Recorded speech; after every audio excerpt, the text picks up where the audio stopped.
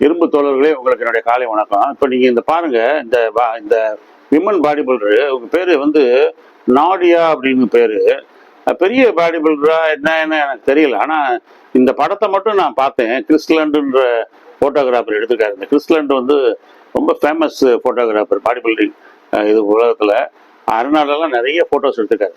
இவர் என்ன எடுத்துக்காரு பாருங்க, ஒரு விமன் பாடி பில்டரு பாருங்க, ஹாம்ஸ்ட்ரிங்ஸை பாருங்க, க்ளூட்ஸை பாருங்க, காஃபை பாருங்க. அவங்க என்ன செய்யறாங்கன்னா ஸ்டிஃப் லெக் டெட் லிஃப்ட் செய்யறாங்க.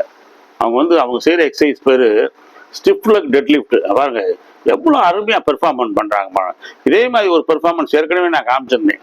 பெவ் பிரான்சிஸ்ன்றவங்க வந்து உயரமான ஒரு ஸ்டூல்ல இருந்து அந்த ராடை வந்து கீழே இறக்கியிருந்தாங்க. அதே மாதிரி இவங்க ஒரு உட்டன் பீஸ்ல நின்றுட்டு இருக்காங்க, ராடை கீழே இறக்கியிருக்காங்க, வெயிட் இருக்கு ராட்ல. ட்ரைசெப்ஸ் பாருங்க எவ்வளவு டைட்டா இருக்கு பாருங்க. உமன் பாடி பில்டர்னா சும்மா சாதாரணம் கிடையாது. அந்த அளவுக்கு கூட இவங்க ஆர்ம்ஸ், ட்ரைசெப்ஸ், செஸ்ட் கூட நம்ம இருக்க மாட்டோம். ரொம்ப பியூட்டிஃபுல்லா இருப்பாங்க பாருங்க. இவங்க செய்யற இந்த எக்ஸசைஸை நல்லா நீங்க கூர்ந்து கவனிச்சீங்கன்னா, இவங்க செய்யும் போது ஸ்டிஃப் லெக் டெட் லிஃப்ட்னு செய்யறாங்க. காலை வந்து மடக்காம ஸ்டிஃபா தான் வச்சிருக்காங்க. இந்த ஸ்டிஃபா வச்சிருக்காங்க. இதை நல்லா எடுங்க, இதை மட்டும். இப்ப அதே மாதிரி இந்த போட்டோவை பாருங்க, இதை எடுங்க. இந்த போட்டோ வந்து மிலா சார்சவ்னு ஒரு பாடி பில்டர், ரொம்ப அழகான ஆனழக மிலா சார்சவ். ஏற்கனவே நான் சொல்லியிருந்தேன், நிறைய பாடி பில்டிங் போட்டிகளில் செஞ்சிருக்காரு, நிறைய பாடி பில்டர்களுக்கு கோச்சு.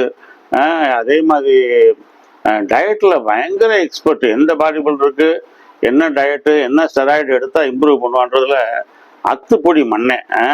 சரி, இந்த மிலா சார்சவ் இவங்க செய்யறதுக்கும் என்ன இந்த ஸ்டிஃப் லெக் டெட் லிஃப்ட்னா பாருங்க, மிலா சார்சவும் வந்து டெட் லிஃப்ட் செய்யறாரு.